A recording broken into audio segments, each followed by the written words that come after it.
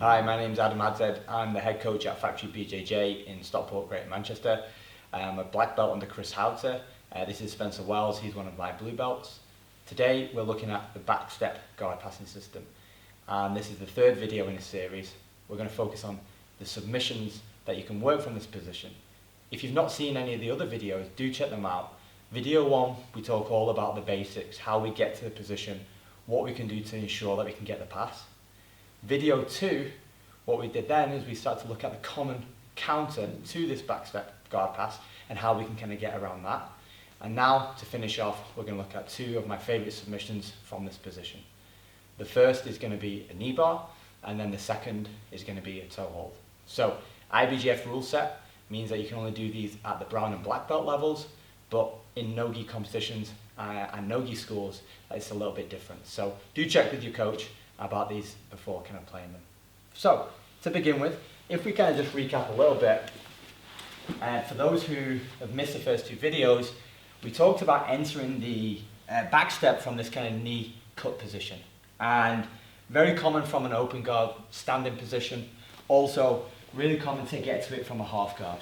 So, working out of the knee shield and stepping up to this position here.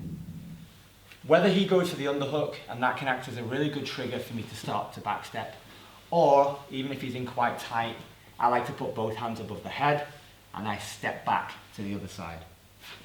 Now once we're here, we can start to look at either finishing our passes, or in this video we're going to start to look at the leg locks. So, first leg lock we're going to look at is the knee bar. And when you do back step from here, quite commonly, before I sit down on this side, there's that moment in the middle where I kind of have the option to either settle into the pass, or I can stay quite high up on his hip and start to look at attacking the legs. So once you've been playing with the pass for a little while, my suggestion is to kind of almost put a little pause before you start to go heavy on this side. So passing first and foremost, but if we can and we do recognize that we're a little bit higher up in that transition where we step, we've got options to attack the legs. So there's only two ways the guy's going to cross the feet. They can either cross it this way, or they can cross it the other way. Simple as that. We've got two options. The good news is that we can attack the legs regardless of which way the person crosses the feet. This is actually the most common I've found over the years. And what I'm going to do to attack with the knee bar, I'm going to grab onto the top of the foot, and now from here I'm going to start to kick my leg through. Once I've done that, my goal then is to get my elbow to the inside of the outside of Spencer's leg. I can really squeeze this in and pinch this tight, so then as I start to fall to the side, I throw my leg over and I'm in a great position to attack for the knee bar. I personally like the power knee bar setup, so I bring my elbow behind, I can cross my feet, I can start to extend, and I can get the submission. Let's look at that in a little bit more detail from a different angle. So, same again, I back step, my toes are on the mat. Again, don't drop your foot flat. You're going to have the option, he's going to have the option to counter, and we're going to miss the opportunity for the leg lock. So from here, I'm going to grab onto the foot, and I kick my leg through deep. Now, mistake I used to make for quite a long time, so try and learn from my mistakes and avoid this, is I would grab around the leg and pull the leg in here. This gives Spencer a really good opportunity to be able to underhook my arm, grab onto my hand, and I'm going to struggle then to finish. So, my hand stays on this side of his head. This also acts as a little bit of a block. Rather than kind of reaching up here, where he's got access to my arm, what I do is I throw my elbow all the way over. So now if Spencer's trying to reach up and grab my arm and get an underhook, it's too late. So, two options from here. We can, if we feel like we can do it, I can cross my leg over the top and trap his leg in first. Or, especially in the heat of the roll when someone's moving a little bit, if I do manage to fall to the side, I can step over after. Got a perfect opportunity to finish now. But again, I don't want to be here.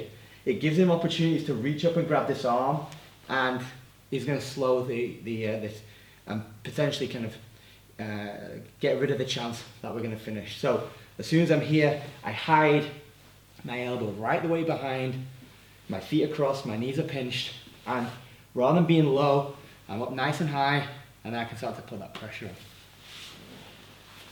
So same again, we'll go from a different angle. So we're in that knee cut position.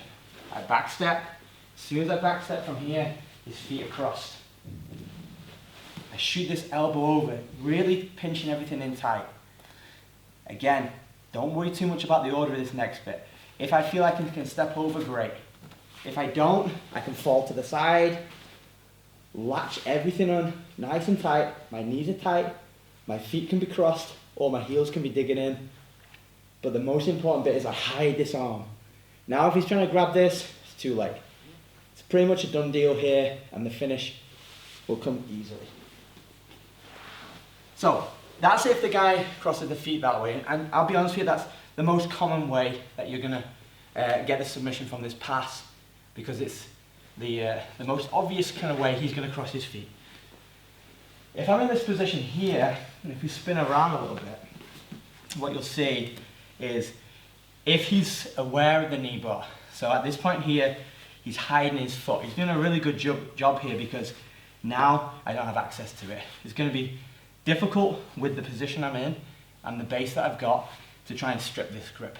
And I'd much prefer to go for the toe hold. So what I'm going to do from here is I'm going to reach up, I'm going to grab, and I kick my leg through in the same way as we did before. Okay? I have to be a little bit more aware of where my arm is here. I don't have the same luxury with the other pass. There's submission option about using my elbow to pinch. So I've got to come to here, kick my leg through, and then straight away I close the gap.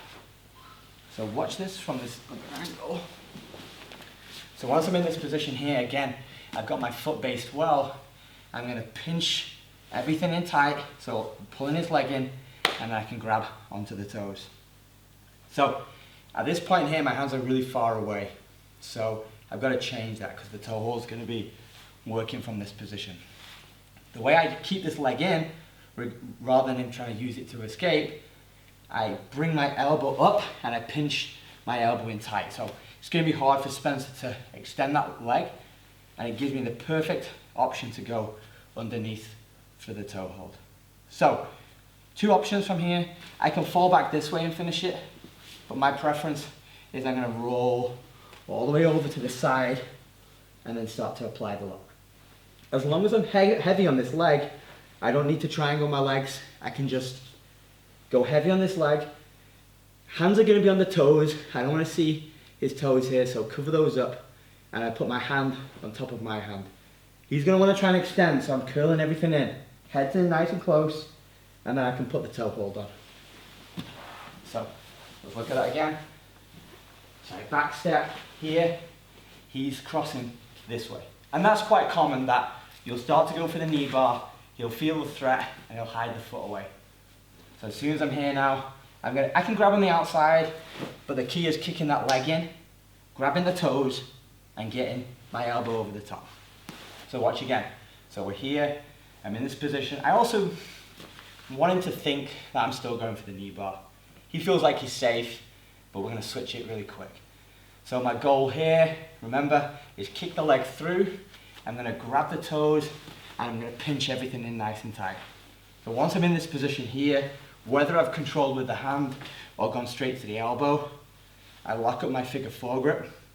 Don't be tempted to do this here. A lot of the time the guy's got his hands available to push on my back, and it can potentially aid to his escape. So all I do is I roll over my shoulder, and as I do that, I'm going to kick the leg heavy. I'm putting the pressure on, foot's going right towards the body, I'm crunching in, and I'm getting the tap from there. Okay, one more time. So, same position here. I get the back step, boom. He crosses his feet up. So remember, the goal here is kick my leg through and make sure I've got his feet nice and close to his body. Then, elbow comes over, I can fish with my figure four grip. You know, the higher you are to your hand, the better. Same thing, I don't want to be on his foot here, I like to go right on the toes, and then roll into the lock. So as I roll here, heavy, and again, don't be up here, I'm going to crunch in, put the toe hold on and get the submission. So, 2 submission attacks from the back step guard pass. These work really, really well along with all the other stuff that we've done, so do check those other videos out if you have missed them. My name's Adam Adshead from Factory BJJ. We love visitors, so if you want to come and train anytime, our website's factorybjj.com, and you can follow us on Instagram, Twitter, Facebook at Factory BJJ.